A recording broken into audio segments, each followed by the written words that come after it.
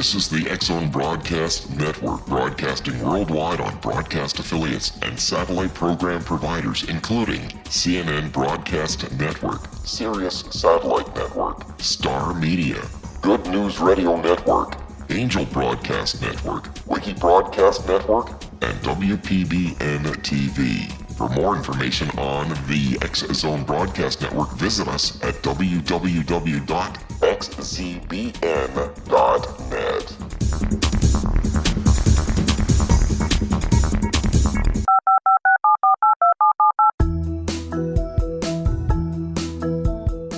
Did you know that when you're on the road with limited data or Wi-Fi, you can still listen to the X-Zone Radio Show with Rob McConnell, The Science of Magic with Gwilda Wiyaka, X-1, Dimension X, Space Patrol, and every minute of the X-Zone Broadcast Network by calling 213-401-0080, courtesy of Audio Now. No smartphone, app, or internet needed. It saves your data plan, and it's free if you have unlimited minutes. Call 213-401-0080 to listen on any phone, anytime, anywhere. Remember, 213-401-0080 for the best of the paranormal, parapsychology, and sci-fi radio programming anywhere, 24/7, 365. Welcome back to the X-Zone, everyone. My name is Rob McConnell, and we're coming to you live and around the world on the Talkstar Radio Network and our fine family of broadcast affiliates across Canada, the United States, Central America, the Caribbean, South America, the Pacific Rim, 20 Asian countries, and now across Europe. If you'd like to give us a call, our toll-free number is 1-877-528-8255. That is toll-free at 1-877-528-8255. My email address is xzone@talkstarradio.com. On MSN Messenger, talkstarradio@hotmail.com. And our websites, www.xzoneradio.com. And our TV and website where you can actually watch and listen to us live Monday through Friday, 10 p.m. until 2 a.m. Eastern. That's 7 p.m. until 11 p.m. Pacific. Is www.xzonetv.com. Now, the new edition of the X Chronicles newspaper is out. If you would like to receive a free copy, all right, now just listen to these simple instructions. Go to www.xzone-radio.com/xzonenation.htm.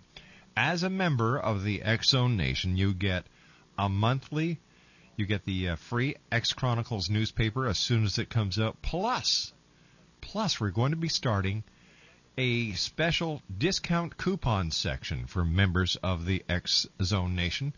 And some of the pricing and some of the coupons and some of the sales available there will be unbelievable. Now, to become a member of the X-Zone Nation, simply go to www.xzone-radio.com/xzonenation.htm or send me an email to xzone@talkstarradio.com. I will send you the link, sign up, and you will become a registered member of the X-Zone Nation, and we will make sure that you get all the goodies that come along with being a member. It's that plain, it's that simple. Also coming in the very near future, X-Zone symposiums across Canada and the U.S. More about that. We plan on having our first one in August. So details on that to come later on as well. My guest this hour is Marie D. Jones, and she is the author of Science, and she spelled that P-S-I-E-N-C-E, How New Discoveries in Quantum Physics and New Science May Explain the Existence of Paranormal Phenomena. She is the co-author of Supervolcano, the catastrophic event that changed the course of human history, with her father, geophysicist John M. Savino. She is also the author of Looking for God in All the Wrong Places, as well as hundreds of inspirational books, published articles, political essays, book and film reviews, and fiction, and her work has appeared in more than 5 Chicken Soup for the Soul books, among other popular anthologies. She has also wrote and produced several reality and children's videos. She served as the president and media relations director for 2 UFO investigation groups in Los Angeles and San Diego during the 1980s and 1990s. And we're going to be talking to Marie D. Jones on the other side of this commercial break as the X-Zone continues on the Talkstar Radio Network, X-Zone TV, and on shortwave from our studios in Hamilton, Ontario, Canada. Once again, toll-free, 1-877-528-8255. My email address, xzone@talkstarradio.com. On MSN Messenger, talkstarradio@hotmail.com. And our 2 websites, www.xzonetv.com and www.xzoneradio.com. My name is Rob McConnell, and you're listening to us live and around the world on the Talkstar Radio Network, X-Zone TV, and on shortwave from our studios in Hamilton, Ontario, Canada.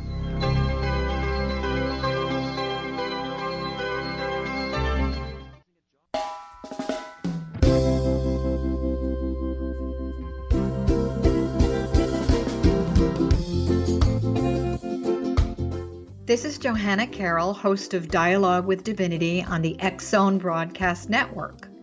While walking along Kaanapali Beach in Maui this past year, I kept discovering all these shells and coral in the shape of hearts. My dialogue with Divinity was very simple. Do you want me to do a retreat to heal people's hearts in Maui next year? And of course, the answer was yes. As a master spiritual teacher, I am offering you a neat retreat called Rise, May 8th through the 12th, 2017, and the chance of a lifetime to rest at a 5-star resort for 5 days and experience a spiritual renewal of your heart and soul. Kaanapali is one of the top 5 beaches in the world. This stunning resort has undergone a $40 million renovation. I walked the entire property, checked out the room choices on your behalf, and I must say it is stunning. Our conference room faces the ocean with sliding glass doors. Maui is known as Mother Maui because it is a soft, gentle, healing energy. In the embrace of Mother Maui, you will feel yourself rising from the limitations of an ordinary life to an extraordinary journey of peace, bliss, and harmony. A greater sense of clarity. Our Rise retreat ignites renewal in the sacred elements of air, water, earth, fire, and wind. There's plenty of free time to enjoy all that Maui has to offer. A small deposit is required now to reserve your space, as this retreat, it will sell out. For more details, please go to johannacarroll.com and register today. Aloha, and I'll see you in mystical Maui.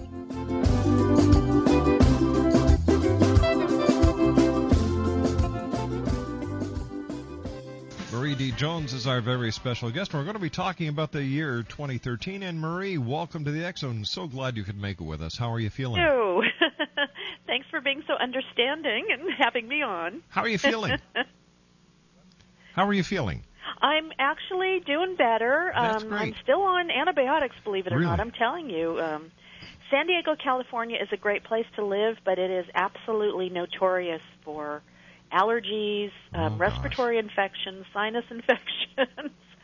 And, you know, everybody's getting nailed down here. It's really something. Well, you know what? I've been whacked by it as well, and so has my wife, and we've been giving it back and forth to each other for a couple of weeks now, so I can sympathize with you 150%. And, you know, with me, the first thing that happens is I lose my voice. And that's not good because I talk a lot. And I need my voice. Yes, but, don't we all? You know, I think it's a throat chakra issue that I need to kind of look into. Well, there you go. I'm sure you can take care of it. Now, you and I are going to be discussing 2013 and 2012. Everybody knows about 2012, but Right. very few people think past 2012. Oh, exactly. And, you know, there's so many theories about the coming of the year 2012, Marie. What got you interested in writing this book? And what are the most important and most prominent theories you became aware of? Well, you know, the thing that really got to me was how many people didn't know anything about it or had heard, like, for example, I have my house up for sale, and my realtor saw my signature line on my email, and he saw that I'm writing this book, 2013, and he said, oh, you know, I saw something on the History Channel, and I kind of know about it, but I don't really. And so what I wanted to do is I wanted to write a book that could be handed to someone who knew very little or maybe nothing at all about all of the mythologies and the theories and the, the different stories surrounding this very enigmatic year of 2012. And I really wanted to do it from the objective viewpoint of, say, a reporter who literally sat down and just tried to accumulate all of the different information out there into one book. And it was really tough. But I think I got most of it in there. And, absolutely I had to start with the biggest and most widely known theory of all, and that's the Mayan long count calendar, which experts believe ends on December 21st, 2012. And, that's the main thing people think about when they talk about 2012, as you well know with the guests that you've had on, sure, all of the books that are out there. But because people have written so much about it, I felt like, okay, I'm just going to devote one chapter, sort of the basic education on the 2012, the different dates. We've got the date of 2011 that's being discussed by some people. And I really only devoted one chapter to that. And I also devoted one chapter to the Judeo-Christian and Islamic sort of apocalyptic end times worldviews. And all of those, the Planet X, all of the very destructive and Armageddon-like theories that are out there. But mainly what really fascinated me is the stuff that is happening anyway in the world that I think is going to happen despite these theories. Whether these theories come true or not, we're really not going to know until that, that day. Exactly. But there's stuff happening, geopolitical things. I mean, we've got water shortages, we've got emerging diseases, we've got medical breakthroughs, we've got information technology. All this other stuff really started to kind of blow my mind, and I thought, wow, even if the Mayans, even if we're misinterpreting what they're saying, and we all will wake up on that first morning of 2013. I'm sure we will. Yeah, people are saying, is it going to be the end of the world, or are we going to be transformed? I believe there's going to be some big transformations coming, and they're already in play. And so that's really what I wanted to focus on, just some of the mind-blowing things that are going to be coming down the pike in just a few short years that are already going on. I mean, if you watch the news, you can see that there seem to be increases of certain things that are going on. So I really felt like my job was to present everything that is being talked about in terms of 2012 as if we made it through. And here's what the world could look like were we to make it through. You know what? I like that approach. I really do, because there's so many people doing doom and gloom. You kind of say, oh, come on. I know doom and gloom and blood sells, but be realistic.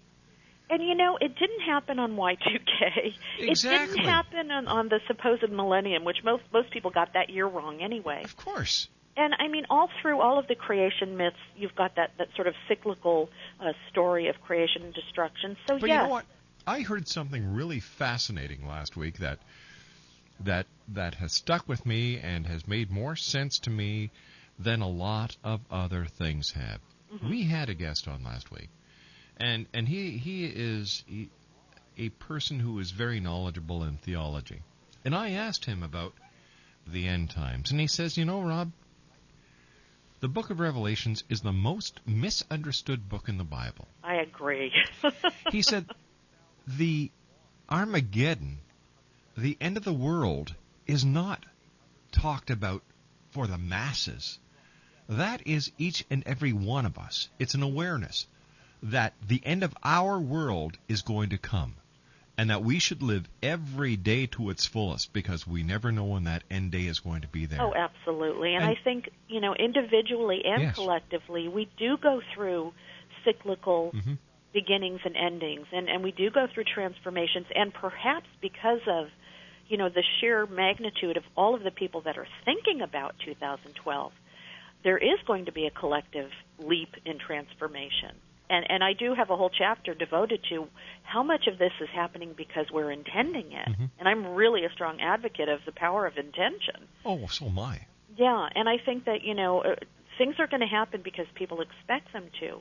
But I fully intend to jump out of bed, on December 22nd, and maybe the transformation will only occur in my own consciousness, maybe not. But I don't see, and I'm not saying that I'm an expert in the Mayan calendar. I'm certainly not. Mm-hmm. But I don't see anything anywhere in there where it says you're all going to die.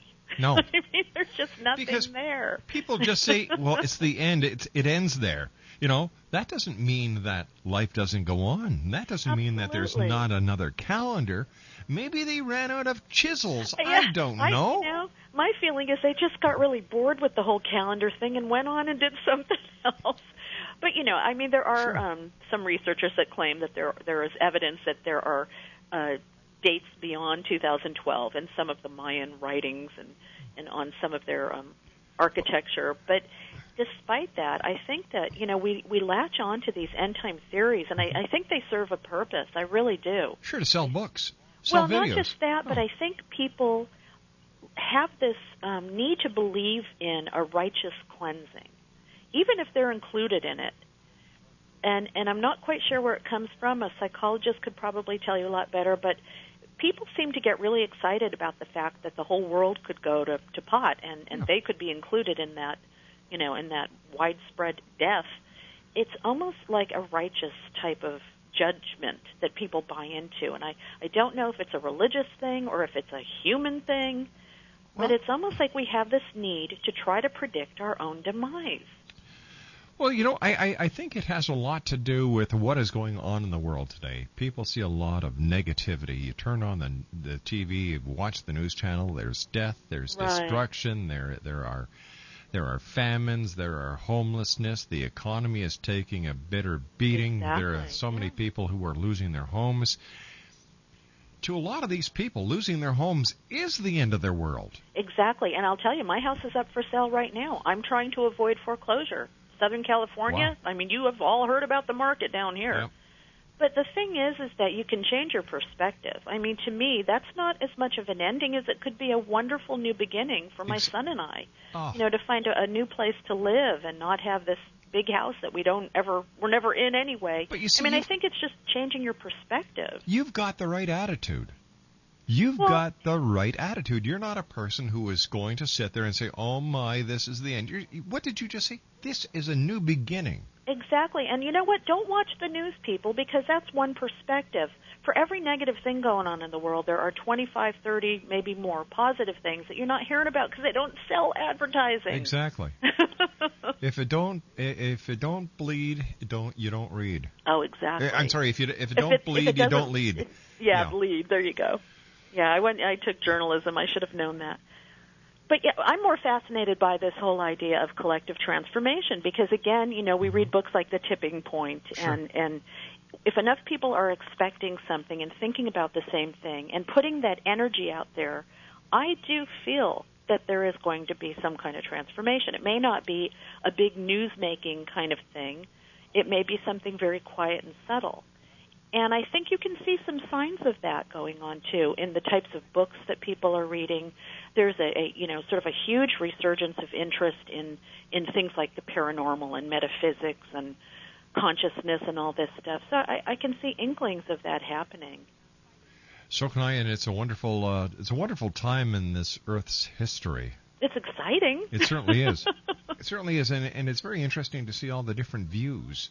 Yes. And the way that people are anticipating what this end could be. Mind you, there was a study that was done, a survey, and 76% of the people who were polled knew nothing about the alleged end of the world 2012. Isn't that something? And those people are blissfully unaware. Let's not mess up their worldviews. Unless we can give them something positive. Well, yes, I agree 150% that people do need positivity in their lives today. And this is what life is all about. We have to take a positive attitude. We have to take the good with the bad.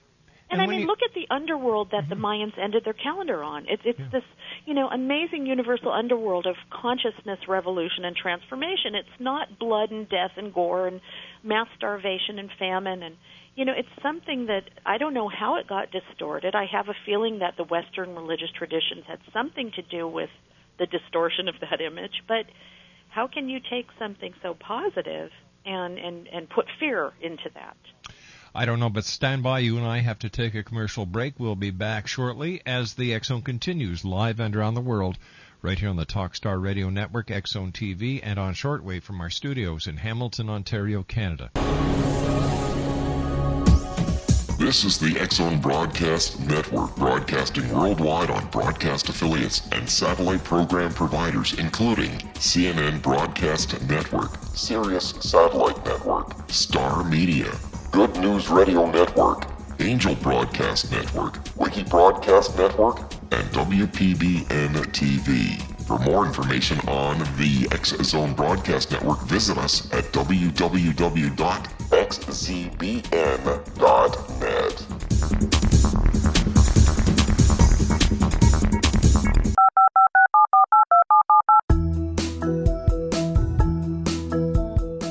Did you know that when you're on the road with limited data or Wi-Fi, you can still listen to the X Zone Radio Show with Rob McConnell, The Science of Magic with Gwilda Wiyaka, X-1, Dimension X, Space Patrol, and every minute of the X Zone Broadcast Network by calling 213-401-0080, courtesy of Audio Now. No smartphone, app, or internet needed. It saves your data plan, and it's free if you have unlimited minutes. Call 213-401-0080 to listen on any phone, anytime, anywhere. Remember, 213-401-0080 for the best of the paranormal, parapsychology, and sci-fi radio programming anywhere, 24/7, 365. And welcome back, everyone. Marie D. Jones is our very special guest. And Marie, what do you see as the main challenges that we will be facing in the next 5 years? Us. Us, yeah. Us. I think it's going to be us and everything that we're doing to the planet and to each other and to the environment. And the funny thing is that it's all preventable too. I mean, I think right now it looks like the main challenges are going to be the shift in power to nations like China and India. You know, for a lot of people, those are going to be positive shifts. If you are a business owner and you need cheap labor and cheap products, you're going to be very happy with that power shift. But if you're an American worker, you're not going to be as happy. I see, access to drinkable water is literally threatening to plunge us into the world wars of the future. I mean, all this talk about rising gas prices and peak oil, we're going to be fighting over water if we don't do something now. Overpopulation, actually, the population has leveled off, but we're still at a point where we have limited resources to handle the people that we have on the planet. And I don't want to make it, of course, global climate change, and that's a huge one. But I don't want to make it all sound negative, because these are all things that we can actually do something about now, rather than some kind of outside force that, we think is going to come down from the skies and destroy us, that we have no control over. And, emerging diseases, I mean, we don't even pay attention to some of the things that are happening. Malaria is spreading like crazy into areas it's never been seen in before, and that's directly linked to climate change. MRSA down here in San Diego is going crazy. We've got children that have died from it. Avian flu, West Nile, SARS, you name it. But it's not all bad news. I mean, again, these are challenges that we can overcome if we kind of, get our what in order now. The reality of what is happening is Mother Nature is doing what she has been doing from day one. It's called a cleansing. I was going to say she's cleaning out her closet. That's exactly what she's doing. And I laugh, but it's natural, and it's something that we have to expect. And are we helping her along in doing that? Yeah, I think we are. I think we can make that cleansing a lot less formidable and destructive. But if you damage the earth enough, the earth is going to fight back. Well, I see us as a disease affecting the earth, and the earth is starting to heal herself. She is, yeah, and she's got her own ways of doing that. And, we call them bad and evil and negative, but really it's just nature doing what nature does when it's presented with a virus or an infection. Or, exactly. It's got to get rid of the disease the same way we have an immune system. That's right. How will technology play a role in the world? And how do you see the world and technology on the first morning of 2013? This is a little more interesting because this could go positive or negative depending on what you think of technology. I mean, obviously, if you're a Luddite, you're not going to like this. But, a lot of people are talking about the singularity and the doubling of the computer technology and the amount of information that we can get in our computers, and how things are snowballing to a point where we're going to reach this sort of point of tipping point or singularity, where the growth and development of computer technology and artificial intelligence is just going to explode. And a lot of people think that could be coming in just a few years, because if you look at the snowballing rate of increase of information technology over just the last 20 years, you can see how it's speeding up and getting faster and faster and faster. Now, that could bring all kinds of great things like quantum computing, nanotechnology, bioengineering, all kinds of, human bionics and longevity research that might actually wipe out aging and disease. I mean, there's a lot of good stuff that can come out of this. But once again, if we're talking about, world growth, world population, the lack of food, the lack of water, the last thing that we need are for people to live longer. Yeah, unless we can use some of this technology to start finding ways to create, increased food crops. I know that there are seed banks that are being, everybody's making sure that they're being well taken care of now. Yes. That we're hoping that, I hate to put genetically altered food in there, but that may be one of the ways that we're going to have to feed the masses later. But I think one of the things is that if we can make people healthier, then they're going to be more productive, and some of these challenges and problems could possibly be overcome with that productivity. But yeah, one of the fears is that the technology itself will take over. If artificial intelligence surpasses human intelligence, where does that leave us? So that's a fear that some people have with this approach of this singularity. I kind of find it exciting. I think a lot of great things, for people that are disabled or that need organ transplants, bionics and biotechnology can provide them with life. I mean, it can save lives. Now, whether or not you want to live to be 150 or 200, I don't know. That depends on what kind of earth you're living on. But I think that's where we're going to see some of the most exciting stuff that's going on in the next few years, even as we're watching the earth sort of fight for her survival. And that's exactly what she's doing. It is. That is exactly what she's doing. And you know what? Humans, for some reason, want to live and keep living longer and longer and longer. And that's not part of the plan. I want to see what's on the other side. I'm excited. I mean, I don't want to die today, but I think if you live a good life, you're happy with 80, 90 years. It just depends on what kind of life you've lived. It's just like we're going against the plan. We're making up rules as they go along. We are evolving we genetically. Think we can do that. Sure. We're evolving genetically, and what do we see happening? Well, the germs are genetically advancing. And they're saying, well, wait a minute here. If you're changing, we're going to change. Yeah. And the super bugs. And I have a lot of stuff about that because I'm sort of a closet virologist and epidemiologist. I probably should have gone to school for that. But, yeah, I mean, we could be wiped out by the tiniest of threats. And a lot of that, again, is preventable if we just stop damaging the earth the way we are and the climate and cutting down the rainforest, which is releasing diseases that we've never had to deal with before. The poverty that creates things like tetanus and malaria, diseases that are so easily prevented. So, yeah, we've got a lot of challenges coming, and perhaps the technology might be a way that we can overcome them. But I have a feeling sustainability and simplifying our lives is going to be more of an answer to those challenges than more information, more technology, more speed. I think simplifying is going to end up being the one thing that we need to do the most. Well, we're going to have to in order to survive. Absolutely. You better learn to live off the land at some point, or you may not make it.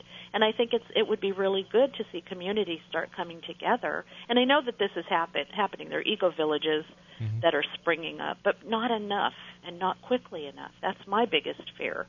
Can we speed that up a little bit? Getting people to realize that they don't have to do this alone. You can get together with your people in your community and try to figure out how you're going to survive the coming challenges. The challenges that are coming can be beaten. But people have to work together. It's They not going to. It's not They going to be do. just a matter of one neighborhood pulling its weight. It's going It's to going be to have people. to be global. Exactly. Yeah. You know, a national, global. It's going to have to be big. And I think, the Internet can really play a part in that, and it already is. It's bringing people together to talk and exchange ideas. But again, there's still too much fear out there. There's too much of the, the fear-mongering about things are going to be bad, they're going to end, you're going to die, Yeah, it's the Y2K all over again. It is. And remember, nothing happened. I mean, my computer worked the next day just Sure it fine. does. I'm not saying that nothing's going to happen because I don't know for sure. I don't think anybody does, but really, if you look at the evidence and you look at the interpretations of the Mayan calendar, and people interpret things the way they want to, and for some reason people feel they have to interpret us right into Armageddon. I don't know why, but that's not the only truth. That's not the only perspective. Well, once again, I say that, the people who are saying that we're going to go into Armageddon, it's the end of the world, blah, blah, but these are people who are selling books and they're making money on the doomsday prophecy. Well, yeah, and I think it's a lot of the real religious fundamentalists that are hoping for that because it will confirm their belief system, that they may not really believe in themselves, and they need to see that confirmation. Yeah.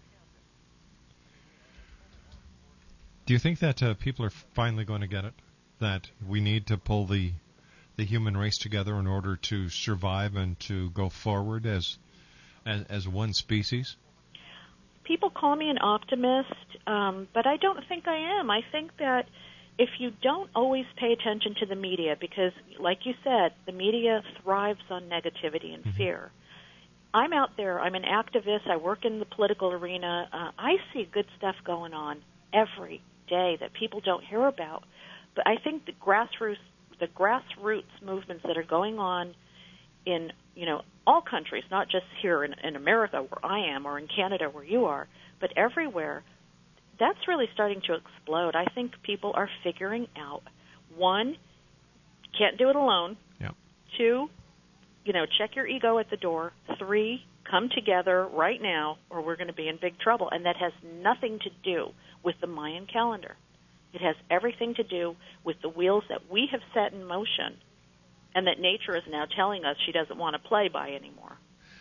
Well, you see, the Mayan calendar is giving a lot of people excuses for everything that is going wrong. They don't have to say, well, it's our fault. Exactly. They don't have to take responsibility. They can just say, well, look, it's the end of the world. These things are going to happen at this time. Well, and I mean, you look at the big three Western religions, and they've got their ancient texts. They've got the Bible and the Quran and, the Torah and blah, blah, blah, and they have their excuses, too. There are a lot of fundamentalists that believe they don't have to take care of the earth because they're going to be raptured anyway. So who cares? Leave it for the sinners. Not a good attitude to have because No. I don't think anybody's getting raptured off this planet anytime soon. But you're right. They're perfect excuses to sit on your butt and not do a thing. And say, But what about your children and your grandchildren? How are they going to feel when they know that you didn't do a thing? You know what? I don't think people think past themselves these days. No, And the that's Native very Americans sad. had it That is right. very We sad. got to think 7 generations ahead. But no, we think me today, Yeah. and that's it. You're absolutely right. And that's very unfortunate in today's society because we have to think globally. We have to think past the color of the skin. You have to think past a philosophy. You have to think past a religious belief. You have to think to the basic bones. Exactly. We're all the same. We all bleed. We're all part of this planet, no matter what color you are, no matter where you live, It's humanity. We're all the same species, but we should also care about other species. I mean, we're all here on this planet. We better get along, and we better take good care of the planet. Because she is letting us know that she's not very happy with what we've done so far. Yeah, and I think, I have a lot of friends that never thought about any of this before, and I think it's very positive that they're starting to really figure out they need to get their spiritual houses in order. And then from that, they get out there and they start working locally, doing whatever they can. Mm-hmm. So I think that that's a good sign that the average person is saying, gee, this is not looking good. What should I do? Tell me, what types of earth changes and natural disasters might we be facing? I think the same ones that we're always facing. I mean, I don't think there's going to be a super volcano that's going to erupt. People talk about things like asteroid impacts. We're going to know if that's coming, and right now, I mean, that could happen next year, it could happen 2 years from now, it could happen 10 years from now. What is increasing, and again, it's because of the climate change, is flooding and drought. And here in Southern California, I was evacuated twice in October from wildfires. I mean, there are going to be some devastating things going on, famine, and there's plagues that are popping up, that kind of stuff. Now, in terms of things like earthquakes, you know, my dad's a geophysicist, and I bug him about this all the time. Big earthquakes happen all the time. There's no reason to believe that in 2012 there's going to be any bigger earthquakes than there could be tomorrow. In fact, the San Andreas Fault, the southern section, is imminent for a major quake. And that could happen, you know, today, can happen 25 years from now. So I do talk a lot about what could happen, but I talk about it realistically. There's not a lot of proof except for the predictions that some people make in relationship to their theories, you know, their religious theories or whatever. Yes. There's not a lot of physical proof that anything other than the stuff that is related to climate change is going to happen. You know, you and I were speaking to your dad on the show one night. Right. And, you know, we were talking about the San Andreas Fault, and it's been known for a long time that this is going to happen. It's just, like you said, a matter of when. Yeah, absolutely. And you know, based on some new studies that came out of Southern California, it is literally ready to go. But what that means in geological terms, what this means in radio terms, 25 years, we've got to take you know? a commercial break. Please stand by. Maria D. Jones is our special guest, and we'll be back on the other side of this break as the X Zone continues live and around the world on the Talkstar Radio Network from our studios in Hamilton, Ontario, Canada. I have a call back for 866.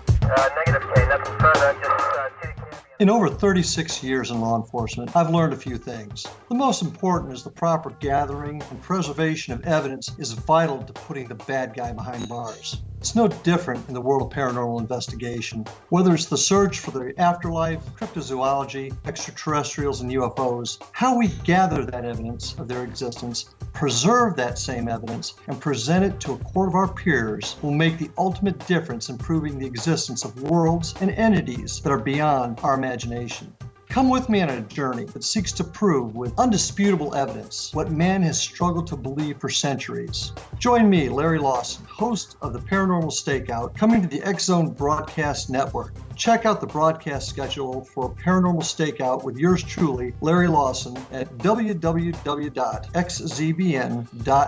For more information about me, my travels, and my team, check out our website at www.paranormalfbi.com or join us on Facebook at Florida Bureau of Paranormal.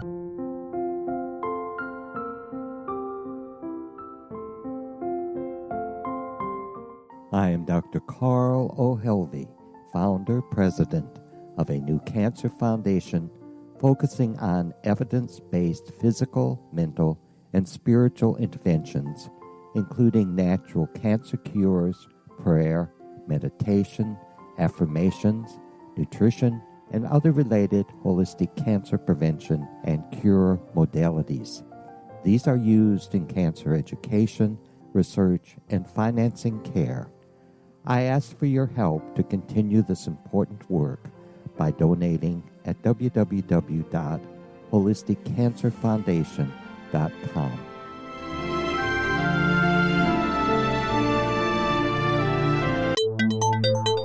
You're listening to the X Zone Broadcast Network, www.xzbn.net. Tell me, Maria, how do you think medicine will change by the time 2012 comes around? You know, I think that has a lot to do with the sort of approaching that singularity point with computer technology and just the information that is coming at us. I think there's going to be a lot of breakthroughs. We're on the verge of some amazing things with bionics. Yeah. I have a son who's disabled, so I kind of keep up on a lot of this stuff. I think we're going to finally cure some diseases because, again, of this snowballing effect of information. However, I think, and I don't want to sound conspiratorial here, but I think the pharmaceutical industry will continue its stranglehold of, keeping certain cures under wraps. But I'm excited about some of the things that are coming. And again, it has to do with this increase of not just consciousness, but just our intelligence is increasing. And if we can keep that in balance with our compassion and taking care of the planet, we can become the human race that we've always aspired to be. Do you think that it's possible to prepare for 2012? Because I can't say with all certainty whether it's going to be good or bad, and I think there's going to be a lot of both. I think the best thing people can do is try to prepare for the natural disasters that could hit you at any time, a tornado, an earthquake. You should always be preparing for those things, depending on where you live. I don't think you can prepare for, quote-unquote, the end of the world or, quote-unquote, a leap in consciousness, except in your own life. Get your house in order. But my biggest thing would be don't wait. I mean, why would you wait to get your house in order? You could be hit by a bus tomorrow. Tell the people you love that you love them. Take care of your business. Go out and live your dreams. Don't wait till 2012 for some big aha moment, some massive Oprah Winfrey aha moment to occur. Start doing it now, because what if that doesn't happen? So the preparation thing is something that people ask me, and I'm almost stumped, because if it is the end, why bother preparing? And if it's going to be this wonderful transformation, well, then you're in preparing for it now, even though you may not think you are. So get your life in order now. Don't wait. I think that my personal belief is 2012 is going to scare a lot of people, that it's going to be very natural for everybody to want to work together because so many people have had the hell scared out of them. Yeah, and I think there's going to be leaders that are going to really need to step up and take by the hand the people that are in fear. And I've heard from a lot of people that say that they feel compelled, that this is their goal, to learn everything they can so that when this change happens, they'll be able to take the hands of those that are less prepared and that are living in fear and sort of lead them into this new, brave new world that we're going to be entering. I think that's sort of a wonderful vision. I think it's a great vision, and I think it's through getting the message out there that people need not fear everything that is a change, and people need not take everything for verbatim that is read on an ancient tablet. Exactly. Theories are theories until they actually happen, and we won't know until that year what's going to happen. Marie, I've got to say so long for tonight, but I do thank you very much for coming on. Always great having you with us. MarieDJones.com is the website, and I will be back with Patrick Cook after the news at the top of the hour as the X Zone continues live and around the world right here on the Talkstar Radio Network from our studio.